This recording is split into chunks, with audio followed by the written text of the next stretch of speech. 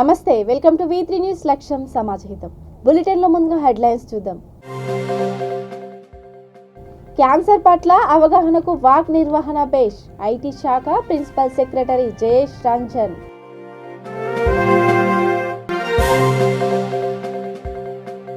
ప్రభుత్వ సంక్షేమ పథకాలను సద్వినియోగం చేసుకోండి. లబ్ధిదారులకు బాపట్ల జిల్లా కలెక్టర్ విజయకృష్ణన్ హితవు. నూతన పార్లమెంట్ భవనానికి అంబేద్కర్ పేరు పెట్టాలి. తెలంగాణ మాల మహానాడు రాష్ట్ర అధ్యక్షుడు నరసింహయ్య డిమాండ్. విద్యుత్ వినియోగదారులపై భారాన్ని ఉపసంహరించుకోవాలి. నిర్మల్ కరెంట్ ఆఫీస్ ముందు సిపిఐ ఎంఎల్ ప్రజాపంత ధర్నా. ఇక డీటెయిల్స్ చూస్తే, భయంకరమైన క్యాన్సర్ వ్యాధి పట్ల అవగాహన కల్పించుకునేందుకు వాక్ నిర్వహించడం అభినందనీయమని ఐటీ శాఖ ప్రిన్సిపల్ సెక్రటరీ జయేష్ రంజన్ అన్నారు. ప్రపంచ క్యాన్సర్ దినోత్సవాన్ని పురస్కరించుకొని కేర్ ఆసుపత్రి ఆధ్వర్యంలో కేబీఆర్ పార్క్ నుంచి కేర్ ఆసుపత్రి వరకు నిర్వహించిన వాక్ను వైద్యులతో కలిసి ఆయన ప్రారంభించారు. ఈ సందర్భంగా ఆయన మాట్లాడుతూ, వారం రోజుల పాటు ప్రత్యేక కార్యక్రమాలు నిర్వహించడం సంతోషకరమని అన్నారు. అవగాహన వారోత్సవాలలో భాగంగా మహిళలకు బ్రెస్ట్, సర్వైకల్ క్యాన్సర్ స్క్రీనింగ్ పరీక్షలకు ఉచితంగా వైద్యం అందిస్తున్నట్లు వైద్యులు తెలిపారు.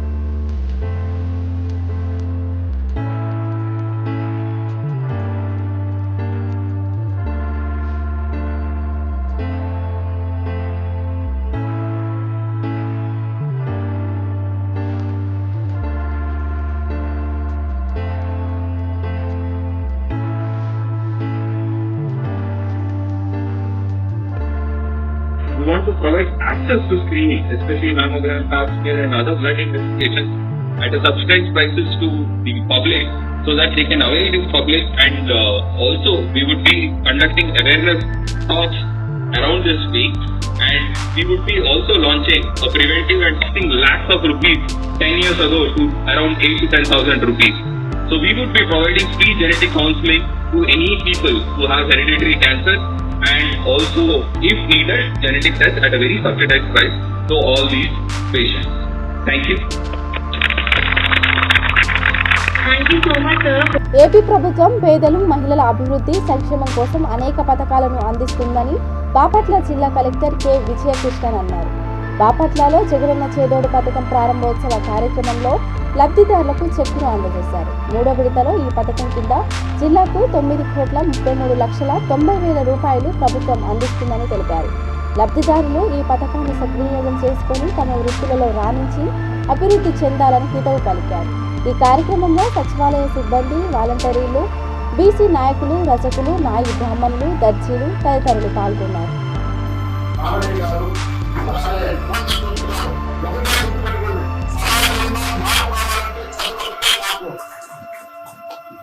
అందరికీ నమస్కారం. ఇప్పుడు దయచేసి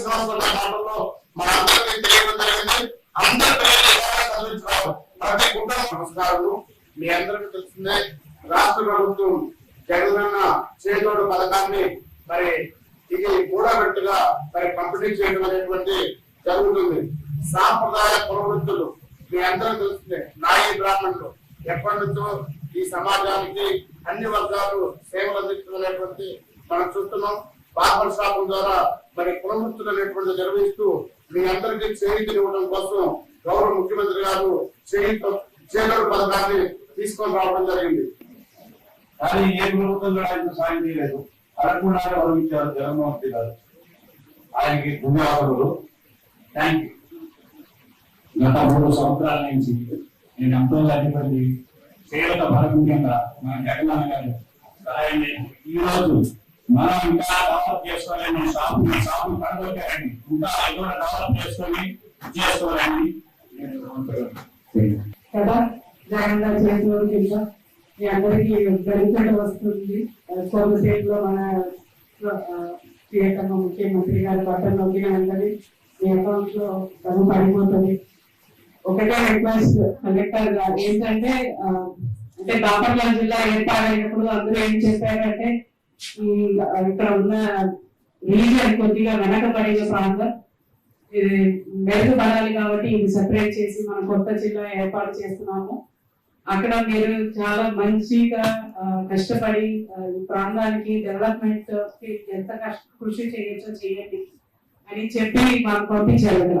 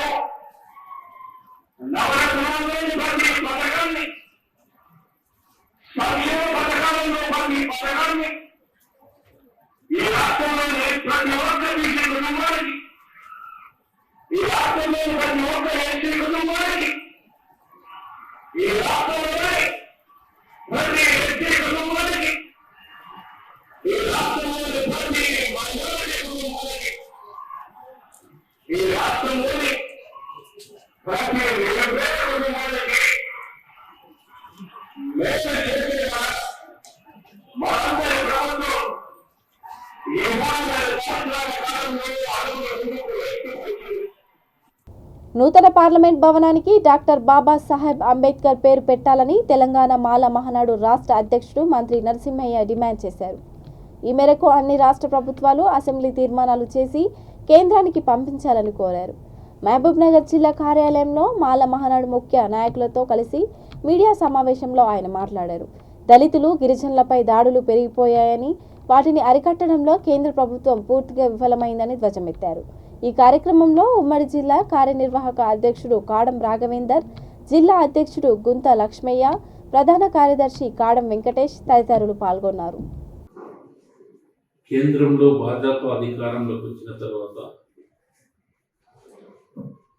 అనేక రకాలుగా దళిత గిరిజనుల మీద దాడులు, హత్యలు, అత్యాచారాలు పెరిగిపోయి దీన్ని తెలంగాణ మాలమానాడుగా మేము తీవ్రంగా ఖండిస్తా ఉన్నాం. అంతేకాకుండా ఎక్కడైతే భాజపా అధికారం ఉన్న రాష్ట్రాల్లో మరింత దళితుల మీద దాడులు, అత్యాచారాలు జరుగుతూ ఉన్నాయి. అధికారంలో ఉన్నటువంటి భాజపా కనీసం వాటిని అరికట్టే పరిస్థితులు కూడా లేకపోవడం సిగ్గుచేటుగా మేము భావిస్తా ఉన్నాం. ఒక పక్క మేము అంబేద్కర్ వాదులం, అంబేద్కర్ ఇష్టలం అని చెప్పుకుంటున్నటువంటి ప్రధానమంత్రి మోడీజీ ఈరోజు ఇన్ని దాడులు, హత్యలు, అత్యాచారాలు జరుగుతుంటే నిమ్మకు నీరెక్కనట్టు వివరించడం ఇంతవరకు సమంజసమని మేము అడుగుతా ఉన్నాం. ఈ మనువాద కుట్రలను దేశవ్యాప్తంగా అరికట్టడానికి తెలంగాణ మాలమానాడు ముందుకు వస్తుందని కూడా ఈ సందర్భంగా తెలియజేస్తా ఉన్నాం. తెలంగాణ రాష్ట్ర వ్యాప్తంగా విద్యుత్ వినియోగదారులపై ఏసీడీ పేరుతో వేస్తున్న అదనపు భారాన్ని ఉపసంహరించాలని డిమాండ్ చేస్తూ సిపిఐ ఎంఎల్ ప్రజాపంత నిర్మల్ జిల్లా కేంద్రంలోని విద్యుత్ కార్యాలయం ముందు ధర్నా చేపట్టింది. ఈ సందర్భంగా ప్రజాపంత జిల్లా కార్యదర్శి కె రాజన్న మాట్లాడుతూ ప్రభుత్వం అదనపు ఛార్జీలను వేస్తూ ప్రజల నడ్డి విరుస్తోందని, ఈ చర్యను తాము తీవ్రంగా ఖండిస్తున్నామని అన్నారు. ప్రభుత్వ నిర్ణయంతో పేద, మధ్యతరగతి ప్రజలు మరింత కష్టాల్లో కూరుకుపోయి విద్యుత్ వినియోగానికి దూరం అవుతున్నారని అభిప్రాయపడ్డారు. ఈ కార్యక్రమంలో పిఓడబ్ల్యూ జిల్లా కార్యదర్శి కట్ల లక్ష్మి, ఐఎఫ్టియు జిల్లా అధ్యక్షుడు ఎం బక్కన్న తదితరులు పాల్గొన్నారు.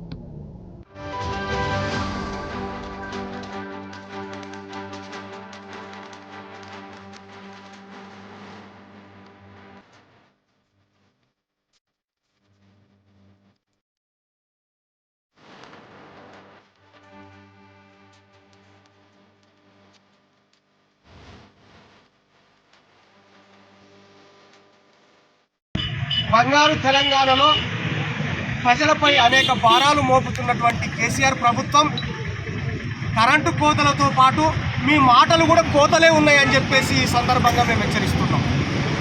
అదనపు విద్యుత్ బిల్లు ప్రజలు వాడుకుంటున్నారని చెప్పేసి ఏసీడీ బిల్లులు ప్రజలపై వేసి పేద ప్రజలు కరెంటు వాడలేనటువంటి పరిస్థితులలో ఇవాళ రాష్ట్ర ప్రభుత్వం అనుసరిస్తున్నది. ఈ విధానాలను మీరు వెంటనే మానుకోవాలి.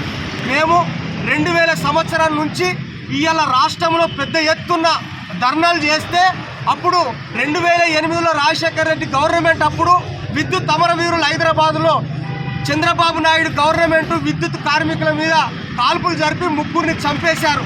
అప్పటి నుంచి ఇప్పటి వరకు ఆ భయంతో ఎవరు కూడా విద్యుత్ ఛార్జీలు పెంచడానికి సహకరించలేదు.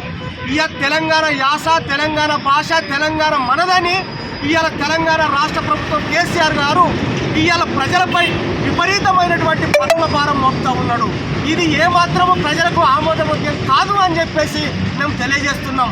ఇవాళ మీరు బీఆర్ఎస్ పేరుతోటి మేము దేశవ్యాప్తంగా పార్టీ పెడుతున్నామని చెప్పేసి అంటూ ఉన్నాం. మాకు అభ్యంతరం లేదు. మీరు దేశవ్యాప్తంగా కాదు ప్రపంచవ్యాప్తంగా పెట్టుకోండి, మాకు అభ్యంతరం లేదు. కానీ పేద ప్రజలు ఇవాళ కరెంటు వాడుతూ ఉన్నారు. ఏదో కష్టం చేసుకొని కూలీ చేసుకొని ఇవాళ ఫ్యానో కూలరో పెట్టుతూ ఉంటే మీరు అదనపు బిల్లును ఏసీడీ బిల్లుల పేరుతోటి ప్రజలను ఇవాళ ప్రజల మీద వేసినటువంటి భారము చాలా మోయలేనటువంటి స్థితిలో ఉన్నది. కాబట్టి తస్మాత్ జాగ్రత్త. స్పందన కార్యక్రమంలో జిల్లా వ్యాప్తంగా ప్రజల నుండి వచ్చిన అర్జీలను స్వీకరించి నిర్ణీత గడువులోగా సమస్యలు పరిష్కరించాలని బాపట్ల జిల్లా కలెక్టర్ కె విజయకృష్ణన్ జిల్లా అధికారులను ఆదేశించారు. గాంధీ వర్ధంతి సందర్భంగా కలెక్టరేట్లో నిర్వహించిన స్పందన కార్యక్రమంలో ఆమె పాల్గొని గాంధీకి ఘనంగా నివాళులర్పించారు. ఈ కార్యక్రమంలో అధికారులు శివలక్ష్మి, జ్యోతి తదితరులు పాల్గొన్నారు.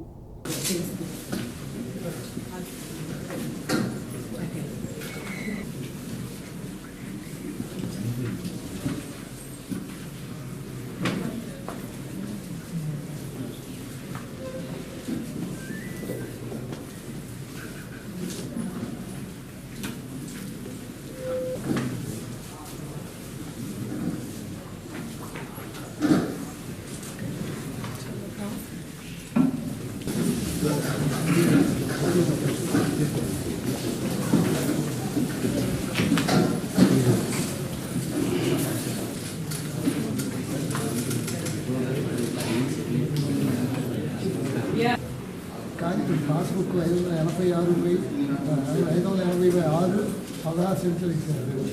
అది సరిచేయండి. దాదాపు 5 సంవత్సరాల నుంచి ఎంఆర్ఓ నుంచి పెంచుతూ ఉన్నారు. పట్టించుకోవట్లేదు. సర్వే రిపోర్ట్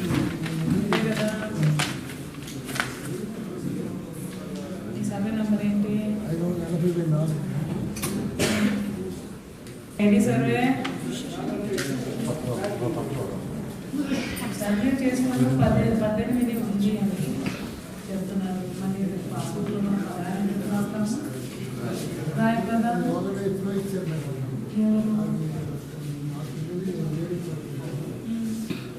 వచ్చిన తర్వాత చూసుకుంటే నాకు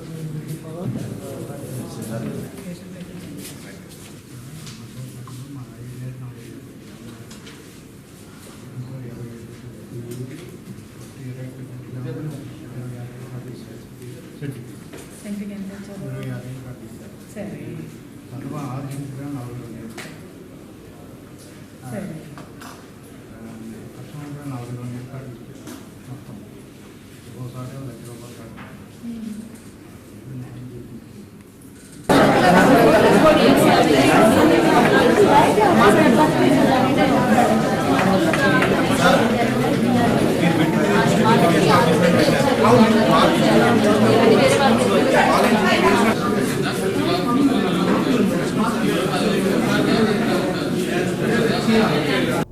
ప్రైవేటు స్కూల్ బస్సు డ్రైవర్ నిర్లక్ష్యంతో బస్సు కింద పడి 2 ఏళ్ల చిన్నారి మృతి చెందింది.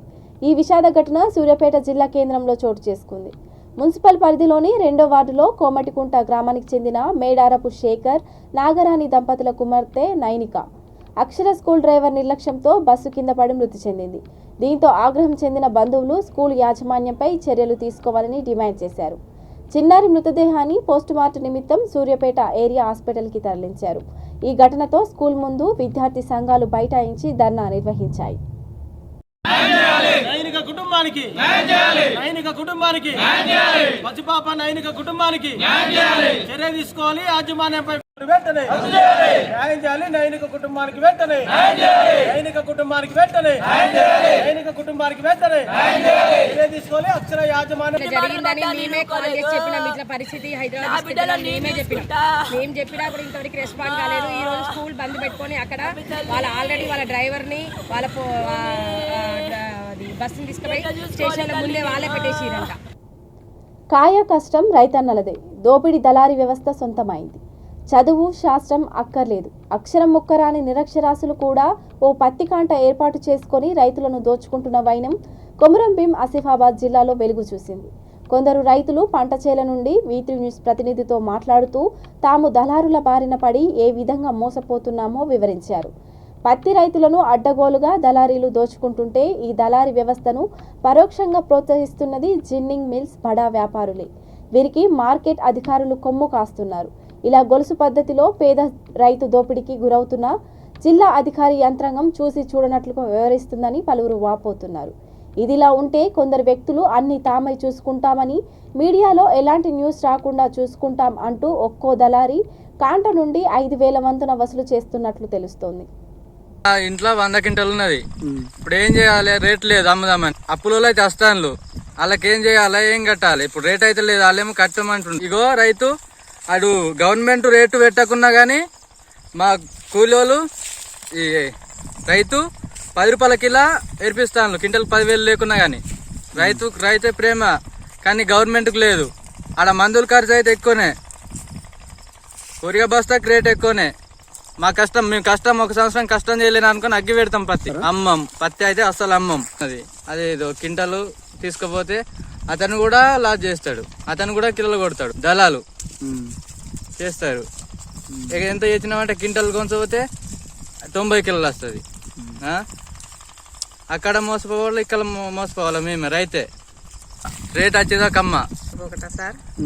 అయితే ఇది ఇప్పుడు మీరు ఏరేది యూజ్ చేయలేనా? మా అన్న వాళ్ళ చేను. అయితే మరి మీరు పత్తి ఎందుకు అమ్ముతలేరు? ఇక ధర లేక ఆగింది. ధర లేకుండా ఇంట్లో పెట్టుకొని చూస్తున్నాం ఎదురుతువా. ఎప్పుడు 9,000 అయితే అప్పుడే అమ్ముతాం. మీ దగ్గర ఎంత ఉంటుందమ్మా? మాకు బాగా కాలేదు సార్, ఒక 30 క్వింటల్ అయింది. ఒక్కొక్కరి ఇంట్లో ఎంత ఉంటుంది పత్తి అందాదా? ఉంటది 200, 100, 150. అయితే ఇంత పత్తి అయితే ఎట్లా ఉన్నది మా ఏరియాలో ఈ కమన. మీ ఇంట్లో ఖర్చు లేనిది వెళ్ళండి అని చెప్తాం. 1 క్వింటలు 2 క్వింటలు అమ్మి నూనె, ఉప్పు అది ఇది తెచ్చుకొని వండుకొని తిని కైకిలి చేనులో పోతున్నాం. నల్గొండ జిల్లాలో ఎంపీ కోమటిరెడ్డి వెంకటరెడ్డికి వ్యతిరేకంగా వెలిసిన వాల్ పోస్టర్లు కలకలం రేపుతున్నాయి. హైదరాబాద్ విజయవాడ హైవేలో నకిరేకల్ మండలం చందంపల్లి ఫ్లైఓవర్ బ్రిడ్జి కింద ఈ వాల్ పోస్టర్లను గుర్తు తెలియని వ్యక్తులు అతికించారు. కోమటిరెడ్డి, కోవాటిరెడ్డి అంటూ ఆ వాల్ పోస్టర్లలో పేర్కొన్నారు. పోస్టర్లలో పేర్కొన్న 13 ప్రశ్నలకు ఎంపీ సమాధానం చెప్పాలని డిమాండ్ చేశారు.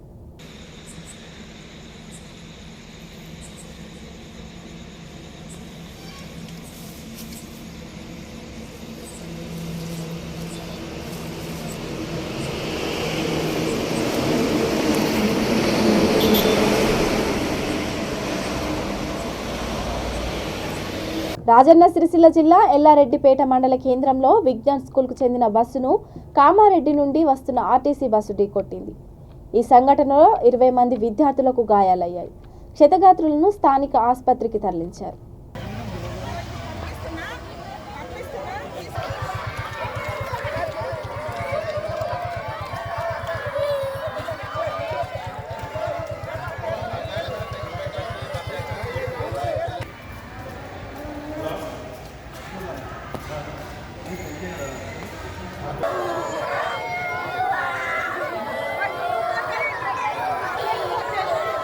మేడ్చల్ జిల్లా కుషాయిగూడ ట్రాఫిక్ పోలీస్ స్టేషన్ పరిధిలోని చక్రీపురం చౌరస్తా నుండి కుషాయిగూడ బస్ స్టాప్కు వెళ్లే దారిలో పోలీసులు స్పెషల్ డ్రైవ్ నిర్వహించారు.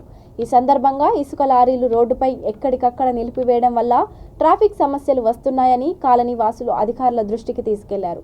స్పందించిన sub inspector Nagender lorry owners అసోసియేషన్తో మాట్లాడి అవగాహన సదస్సు ఏర్పాటు చేశారు. ఈ కార్యక్రమంలో ట్రాఫిక్ పోలీసులు, లారీ ఓనర్స్, కాలనీ వాసులు పాల్గొన్నారు. నా పేరు కె నాగేంద్ర. నేను కుషాయిగూడ ట్రాఫిక్ పోలీస్ స్టేషన్లో సబ్ ఇన్స్పెక్టర్గా విధి నిర్వహిస్తున్నాను.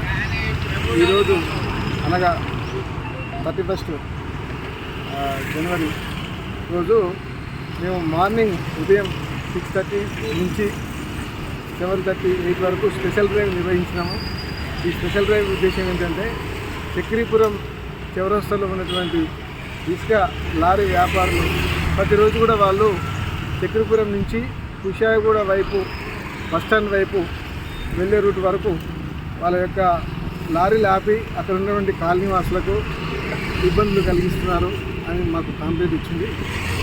మేము అవగాహన సదస్సును ఏర్పాటు చేసి ఏ విధంగా మళ్ళీ ఇంకొకసారి చక్రీపురం చౌరస్తా నుంచి డీమార్ట్ వరకు మళ్ళీ ఇంకొకసారి లారీలు పెట్టకుండా ఉండేటట్లు మేము వాళ్ళతోటి మాట్లాడడం జరిగింది. అదేవిధంగా చక్రీపురం చౌరస్తా నుంచి చెర్లపల్లి రూట్లో కూడా మార్నింగ్ టైం చాలా బాగా పెద్ద క్రౌడ్ ఉంటుంది కాబట్టి వాళ్ళకు కూడా ఇబ్బంది కాకుండా లారీలను రోడ్డుకి ఇరువైపులో ఉన్నటువంటి వారి యొక్క పార్కింగ్లో మాత్రమే పెట్టుకునేటట్లు, ఇంకా ఏమైనా పార్కింగ్ స్పేస్ సరిపోకుండా కూడా ఇంకా ఇతర పార్కింగ్లు ఏర్పాటు చేసుకోవాల్సిందిగా మేము వాళ్ళని రిక్వెస్ట్ చేసినాము.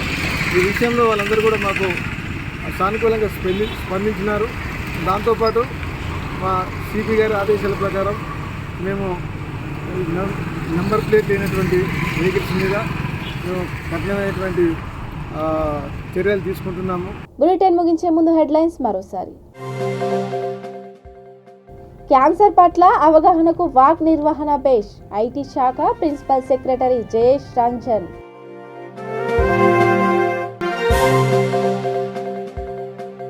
ప్రభుత్వ సంక్షేమ పథకాలను సద్వినియోగం చేసుకోండి, లబ్ధిదారులకు బాపట్ల జిల్లా కలెక్టర్ విజయకృష్ణన్ హితవు. నూతన పార్లమెంట్ భవనానికి అంబేద్కర్ పేరు పెట్టాలి, తెలంగాణ మాల మహానాడు రాష్ట్ర అధ్యక్షుడు నరసింహయ్య డిమాండ్. విద్యుత్ వినియోగదారులపై భారాన్ని ఉపసంహరించుకోవాలి, నిర్మల్ కరెంట్ ఆఫీస్ ముందు సిపిఐఎంఎల్ ప్రజాపంత ధర్నా. ఇక ఇవి bulletin updates. Keep watching V3 news. లక్ష్యం సమాజహితం. నమస్కారం.